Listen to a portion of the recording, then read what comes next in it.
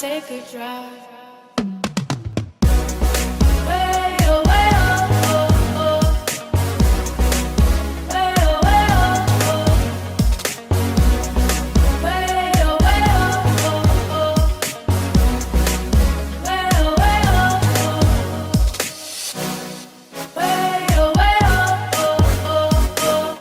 Guys, welcome back to our channel, Darren and Sherla. Last month, May 2021, we went to the Bahamas for Darren's surprise 30th birthday. In this video, I want to talk about what you need to know if you're going to the Bahamas. So if you want to hear about the COVID requirements, where you should stay in the Bahamas, what type of food to expect, and whether you should rent a car, take a taxi, or if there's even Uber, then make sure you continue watching. So the first thing that I want to talk about are the COVID requirements when traveling to the Bahamas. Now, we traveled there May the 10th, 2021, so the travel requirements are constantly changing, so I do recommend you going to the Bahamas website just to double check and make sure they're the same. So as of June 5th, 2021, if you are fully vaccinated, you had both doses of your shots, you do not have to present a negative COVID test when traveling to the Bahamas. If you are not fully vaccinated, then you must follow the same requirements that we did whenever we went to the Bahamas. Here are the current travel requirements in order to travel from the U.S. to the Bahamas. No more than 5 days before you leave for your trip, be sure to get a negative COVID test. Make sure you take the RT-PCR test and not the rapid antigen test. Then after you get your negative test results, go to the Bahamas travel website to apply for a travel visa. Make sure you upload your negative COVID test, pay either $40 or $60, then you're all set to go. When you go to the airport, be sure to print out your travel visa and also print out your negative COVID test. If you haven't already, please subscribe to our channel and let us know in the comments down below if you're liking this new format of travel videos. So figuring out where to stay had to be the hardest part about going to the Bahamas because there's so many hotels and so many great hotels at that. So it was really hard to really lower it down where to stay. So if you were like me, you were having a really hard time deciding, then I would figure out what it is that you want to do there. The first thing, are you traveling with kids? If you are traveling with kids, then I would like to recommend Atlantis to you because there's a lot of kid-friendly activities and a lot of things to do. For us, we stayed at the Grand Hyatt Baha and we also stayed at the newly built Margaritaville Resort.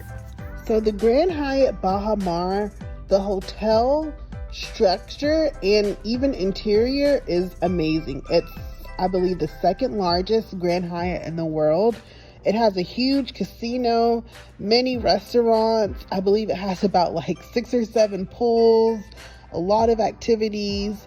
It's really like your one-stop resort. There's also SLS Resort that's included in Baha and Rosewood Resort. So you can also walk to those properties and eat at those restaurants or do activities there. As far as the room goes, we stayed in the 2-bedroom suite. Darren's parents were with us for the first 5 days of our trip, so we got the 2-bedroom suite. Although the exterior and even the interior of the hotel is really nice, the actual room itself, on a scale of 1 to 10, I would give it probably a 7. If you want to see more of the room tour and hear our exact thoughts of what we thought of the room and what we thought of Baha in great detail, then I'll link our room tour down below. It should be up very soon. One thing that I feel like is a must is making sure that you stay at a resort where it's either directly on a beach or really close walking distance to a beach. Grand Hyatt Baha is located directly on a beach, and the beach that it's on is really nice, super clear water. We enjoyed a couple of days there. We had a really great time. So I definitely recommend staying in a resort that has a beach. I feel like if it's not a beach close by, then you should just go ahead and cancel that resort off your list. For our last 4 days, we stayed at the Margaritaville. And we are big fans of Margaritaville. We've also stayed at the one in St. Thomas. So when we went to Margaritaville, it wasn't fully open. They were still under construction for the resort side. We stayed more in the long-term side, but I loved it because our room had a washer and dryer in it. It had a full kitchen, a full-size fridge, which I really enjoyed, especially if you're going to be staying in the Bahamas for a while. You want to be able to wash your clothes and, you know, be able to buy your drinks and water and have a full-size fridge. So I really did enjoy that. The resort side wasn't fully open. They have plans for Margaritaville to be completely open by the end of July 2021. So we definitely would like to go back and experience the resort whenever it's fully open. One of the major things that we loved about this resort is that it wasn't directly on a beach, but if you walk maybe 3 to 4 minutes, you get to this restaurant. It's called the Tiki Hut, and they have the best local food, and that beach is even better than the beach that's at Grand Hyatt Bahamas. The water is super clear, warm. It's just beautiful. They even have a live band on Sundays. Really nice vibes. That was probably one of our favorite places that we ate at, was Tiki Hut. As far as food goes, at the Grand Hyatt Bahamas, the first hotel we stayed at, it was more American food. They had a lot of restaurants. A lot of people rave about katsuya, but we actually live pretty close to one here in Los Angeles, so we didn't really want to try it because we can eat that at home. We did try the steakhouse for Darren's birthday. It was okay. My favorite place at the Grand Hyatt Mar had to be the noodle shop. It was really good. Super good food.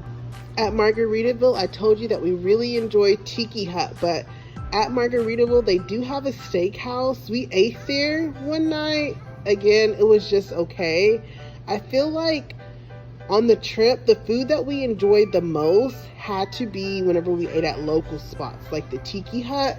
We also went to this place called the Fish Fry, which if you're looking for good local food, they have a plethora of restaurants there. I highly recommend spending a day at the Fish Fry.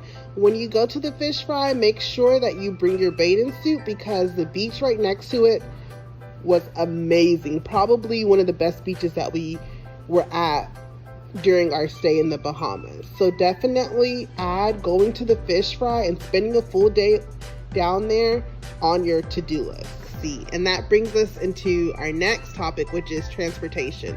So if you plan to really explore the island, I would highly recommend you renting a car. If you've driven in any island before, then you will have no problem. The roads, the main roads in the Bahamas are actually pretty nice. When you get more so into like where the locals actually live, the roads can be a bit bumpy, but I will highly recommend renting a car if you really want to explore the island. If you just want to go to places like the Fish Fry or maybe like drive to an excursion, then I would say think about taking taxis. Taxis are going to be a whole lot cheaper than a car service. So the car service that we took from the airport to Grand Hyatt Bahamas cost us, I believe, $75. And had we taken a taxi, it would have cost us between like $30 and $45. So taxis can really save you a whole lot of money rather than taking a car service, but the taxis are still kind of expensive. There is not any Uber there on the island, so you either have to take taxis or take a car service. So I highly recommend taking a taxi because you're putting money directly into the locals' pockets, and the taxi rides are nice and they can actually tell you more about the island and you get more of a local feel when you take a taxi. But if we were to go back, I would definitely rent a car, probably a Jeep. Just that way we can really explore the entire island. So as far as excursions and activities go, I would have in mind before you get to the Bahamas kind of what you want to do, whether that may be, you know, going over to the Exuma, swimming with the pigs, snorkeling, kind of have an idea of what you want to do. But I would say wait until you actually arrive in the Bahamas to schedule your excursions, just because it's much easier whenever you are able to talk with the concierge and even talk with some of the locals, because they will actually give you some really good deals on excursions and activities.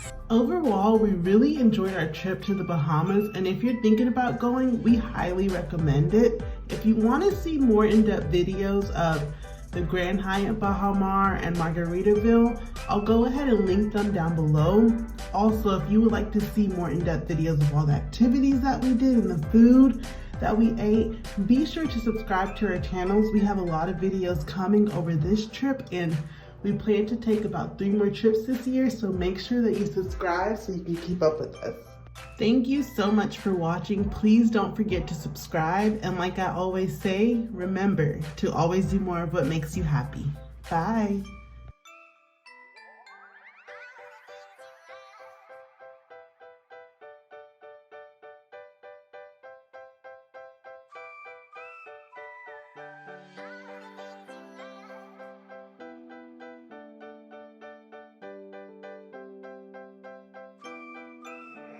City.